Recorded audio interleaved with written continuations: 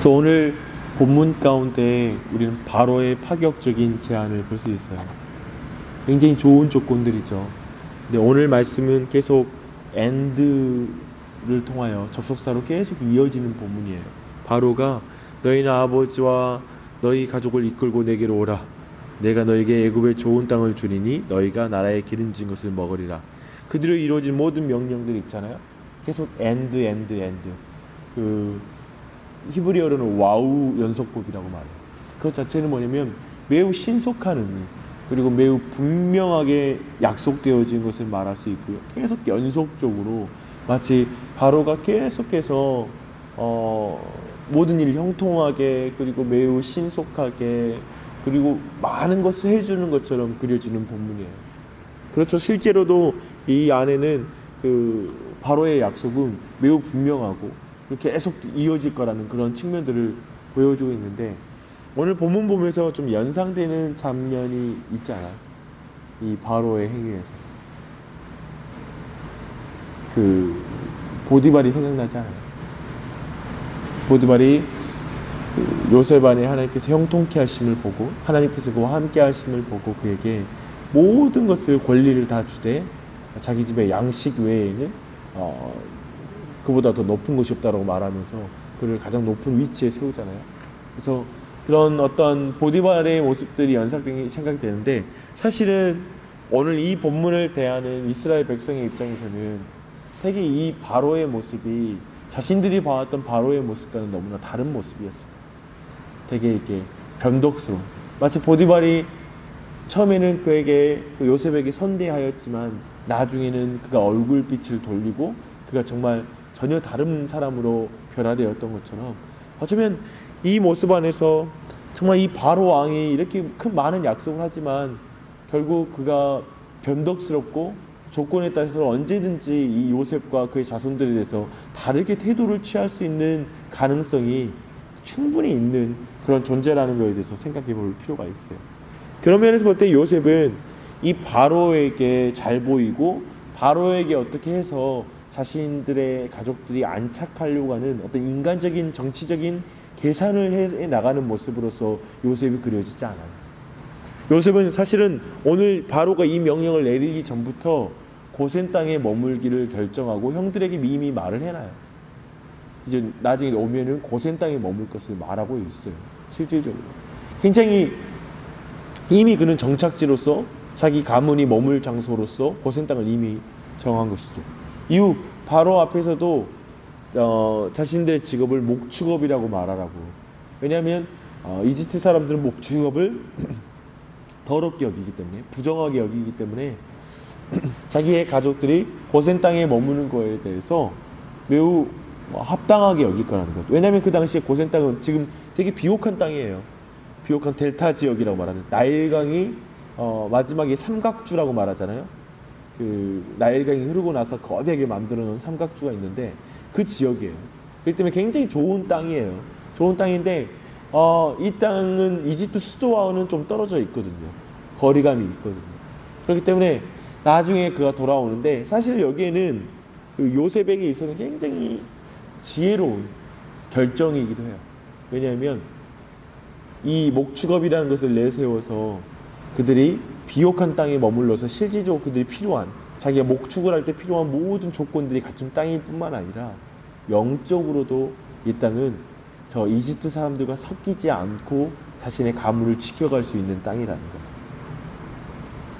그러면서 이제 목축업을 내세우면서 교묘하게 지혜롭게도 자신들의 공동체가 영적으로 지켜질 수 있도록 그들 안에서 결혼이 이루어지고 그들 안에서 하나의 사회를 이룰 수 있는 구조로 가져간다는 거예요. 그렇다면 이제 좀 오늘 말씀의 사건으로 돌아와서 오늘 본문을 볼 때 가장 잘 이해가 안 되는 부분이 어디예요? 그 부분이 24절. 이에 형들을 돌려보내며 그들에게 이르되 당신들은 길에서 다투지 말라 하였더라. 이제 이 당부를 하는 장면이에요. 왜 다투지 말라고 하는가? 형들에게 왜 이런 말을 굳이 하는가라고 생각했을 때, 이제 형들은 집으로 돌아가서 야곱에게 모든 상황을 설명해야 되는 상황이라는 것이죠. 그러면서 이제 그러니까 올라가서 구체적으로 이 상황들, 요셉이 총리가 된 상황에 대해서 설명을 해줘야 되는데 이제 누가 더 책임이 큰가? 요셉이 애굽 땅을 자신들이 분명히 팔았고 그 내용이 드러날 수밖에 없는 상황인데 이 상황을 어떻게 수습할 것인가에 대해서 형들 안에 논쟁이 있을 거라는 것에 대해서 충분히 그가 상상하고 생각하고 이 부분을 언급하는 걸 볼 수가 있습니다. 그런데 오늘 성경 전체의 본문 창세기 안에서 야곱이 요셉을 판 부분에 대해서 형제들에게 어떠한 추궁도 하는 걸 볼 수가 없어요. 몰랐을까?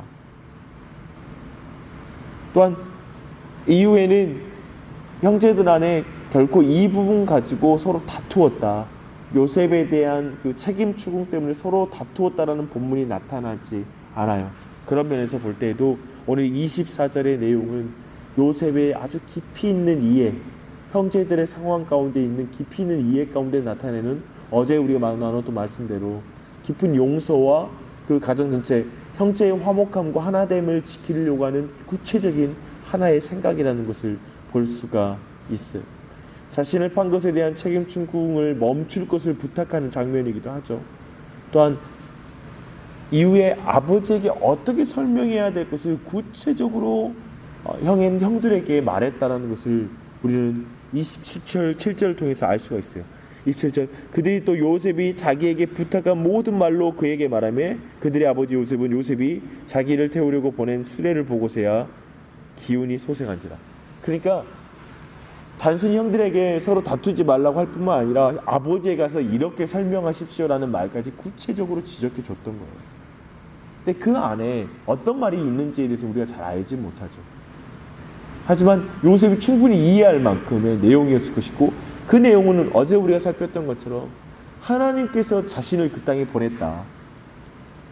그것이 분명히 드러났을 것이고 하나님께서 이 일을 행하셨다라는 것에 대해서 드러나는 분명한 하나님의 큰 관점이 그 안에 들어있었을 거예요. 그 가운데 야곱이 이해하고 수레를 보고 그 기운이 소생하게 되었다라는 걸 우리가 알 수 있습니다. 형제들이 판 것이 아니라 형제들이 보낸 것이 아니라 하나님께서 보내셨다라는 말이 분명하게 드러났을 것입니다. 야곱 또한 그 말을 듣고 나서 요셉과 동일한 하나님임을 고백했을 거예요. 하나님의 크심을 고백하고 하나님의 섭리를 인정했을 거예요. 왜냐하면 야곱 자신이 그렇게 인생을 경험했거든요. 하나님에 대한 이해가 깊은 사람이거든요. 그 가운데 이 요셉의 고백을 같이 하게 됐을 것이고 사실은 요셉이 이미 우리가 처음에 살펴봤다시피 요셉이 이미 야곱의 족보 안에 속한 것이거든요.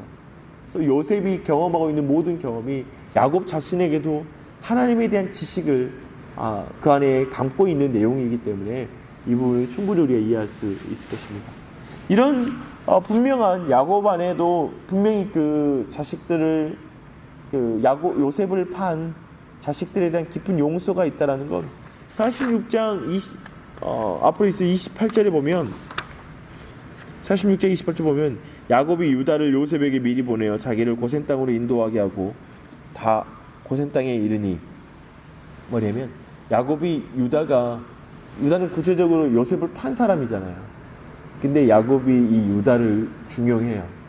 그리고 나중에는 유다에게 장자의 권리를 주고 그러니까 이런 측면에 볼 때에도 하나님께서는 야곱은 구체적으로 자기 자녀들에 대해서 용서하고 그들을 품었다라는 걸 충분히 볼 수가 있습니다. 네, 오늘 본문에는 이렇게 야곱 안에 단순히 이제 그 형제들과의 요셉과의 관계 회복뿐만 아니라 야곱을 구체적으로 회복시키는 장면들이 나타나고 있습니다. 35장 22절 보면은 그 르우벤 사건이 있잖아요. 그 이후에 사실은 성경은 그의 리더십의 약화를 보여주고 있거든요. 더 이상 야곱이 주도적이지 못해요. 그런 면과 함께 또 한 가지는 요셉을 잃은 후에 그의 삶은 어떤 삶이었을까?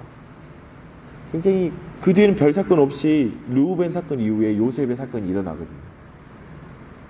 그러니까 봤을 때 철저하게 굉장히 그의 굉장히 기운을 잃은 삶, 어떤 삶의 기쁨을 잃어버린 깊은 슬픔 가운데 살았다는 것을 형제들의 모습, 아버지를 슬프게 하지 않으려고 하는 모습에서 역력하게 드러나기도 하는데 27절 말씀에 중요한 키가 있어요.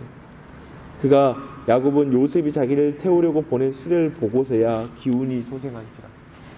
정말 그는 요셉을 잃고 나서 정말 그 인생 전체가 사실은 기운을 잃은 삶, 그 자신의 소망이 없는 삶을 굉장히 살았다는 걸 충분히 생각할 수 있어요. 깊은 슬픔의 삶을 살았다는 걸 충분히 볼 수가 있어요. 사실은 오늘 이 말씀 가운데서는 우리가 한 개인에 넘어서서 하나님이 정말 이 야곱을 어떻게 회복시키시는가, 그 마지막 말년에, 사실 이후에도 긴 시간 10년이 넘는 세월 동안에 살긴 하지만 이 야곱의 마지막 때를 얼마나 아름답게 회복시키시는가, 그 장면을 깊이 보게 되고 하나님이 누구신지, 진짜 야곱의 인생 마지막까지 하나님이 어떤 분이신지를 이 험악한 인생 가운데 기록하신다는 그 측면을 우리가 또한 살펴볼 수가 있습니다. 사실 오늘 이 본문 안에서 우리가 볼 수 있는 건 이 요셉과 야곱은 이 형제들이 속이는 사건 가운데 가장 큰 피해자예요. 그렇잖아요. 요셉은 스스로 그 모든 삶의 결과를 안아야 될 뿐만 아니라 야곱 또한 깊은 슬픔 가운데 살아간 사람인데 이 두 사람 모두가 회복되는 장면이기도 한 거예요. 그들이 형제와 아들들을 용서할 수 있는 이유, 그건 하나님의 놀라운 섭리에 대한 믿음이죠. 그 꿈이 이루어지는 것. 처음에 요셉이 꿈을 꿨을 때 해와 달이 절하였다는 장면에서도 아버지가 불쾌하게 생각하지만 그 형제들과는 달리 아버지는 그 꿈을 기억했다고 말하거든요. 분명 그 꿈을 지금 기억했을 거예요. 그 가운데 하나님의 큰 역사를 그가 주목하고 깨닫게 되는 시간이었을 거예요. 그 가운데 자신들의 아들들을 용서하는 그런 사람이 되었을 것입니다. 모든 사람과 기억에서 오늘날에도 동일하게 우리 또한 하나님의 섭리를 인정함으로 우리의 분노가 사라지는 것이죠. 어떤 아픈 사람, 아픈 기억들,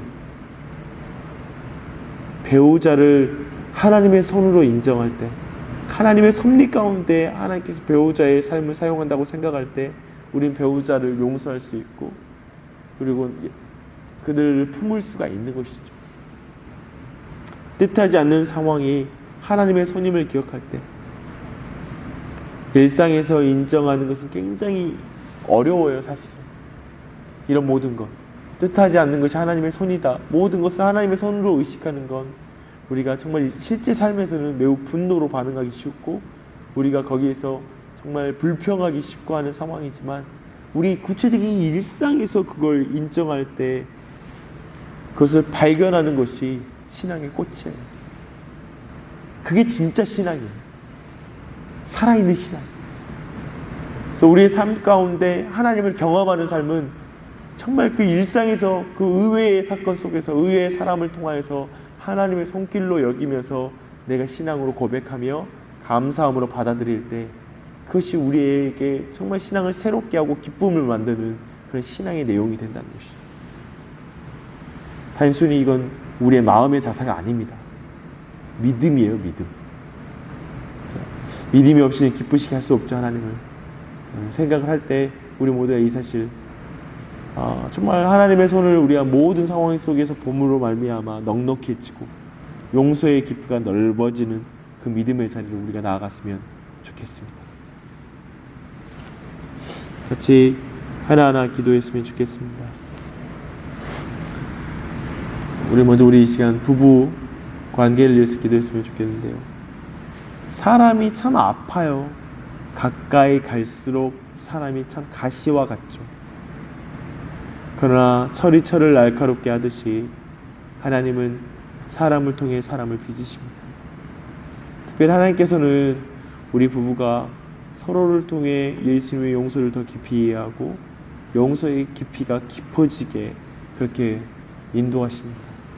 이 시간 기도하실 때 하나님, 시간이 갈수록 우리가 서로를 통하여 용서의 깊이가 깊어지게 하시고 넉넉해지게 하시고 서로를 하나님의 손도 믿음으로 말미암아 서로 안에서 정말 하나님을 더 알고 서로 안에서 하나님의 사랑을 더 깊이 경험할 수 있도록 우리 부부를 그렇게 인도하여 주시옵소서라고 주님 앞에 기도하십시다.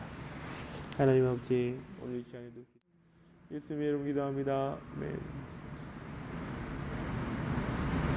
야곱은 아들들에게 속은 세월에 대한 분노가 있었겠죠. 분노가 치밀어 올랐을 것입니다. 여러 사람에 의해 좀 속하게 말하면 병신이 된 듯한, 정말 그 아들들에게 완전히 속아서 얼마나 오랜 세월 동안 고통스럽게 지냈는지, 그 무서운 거짓말에 속아 지낸 세월, 그 자신이 정말 인생 가운데 누군가를 속이는 사람이었으나 진짜 긴 세월 동안 그는 속임을 당한 인생을 산 것이죠.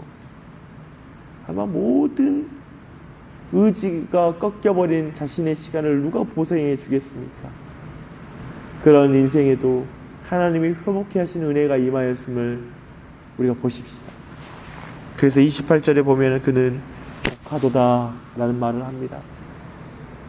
참 이제 그 안에 어쩌면 이 시간 바로 분노가 치밀어 올랐을 수 있는데 어느새 이젠 그 모든 것을 내려놓고 족하도다라고 말하는 그 자리까지 간 것이죠. 이 시간에 우리가 부모님을 위해서 좀 기도했으면 좋겠습니다. 양가의 부모님을 위해서 기도하십시다. 사실 그분들은 세상에 속아서 산 세월을 살고 있는 것이죠. 거짓에 속은 세월이 있을 것입니다. 바뀔 수 없을 것 같은 그 부모님, 정말 그 세월에 속아서 그게 진짜라고 생각하며 하나님을 아직 알지 못하는 부모님을 위해서 기도하십시다. 그들에게도 회복의 은혜가 있게 해달라고 기도하십시다. 하나님을 만나는 은혜, 더 큰 은혜를 보는 은혜를 부어달라고 이 시간 성령님을 의존해 간절히 기도하십시다. 기도하겠습니다. 하나님 아버지, 저희 이 시간 기도할 때 오늘 나주시 직장 연합 예배가 있는데요. 오늘 그 시간을 위해서 기도했으면 좋겠습니다. 단순히 믿는 자들이 서로 모이는 것, 단순히 친교를 위해서 모이는 것도 너무나 중요하지만 그들을 이 예배를 통하여서 더욱더 소망해야 될 건 하나님이 주신 사명을 생각하는 것, 그들 안에 어쩌면 야곱과 같이 침체된 믿음, 영적인 어떤 사라진 영적인 권위, 그런 권위가 회복되는 시간이 되어야 될 것입니다.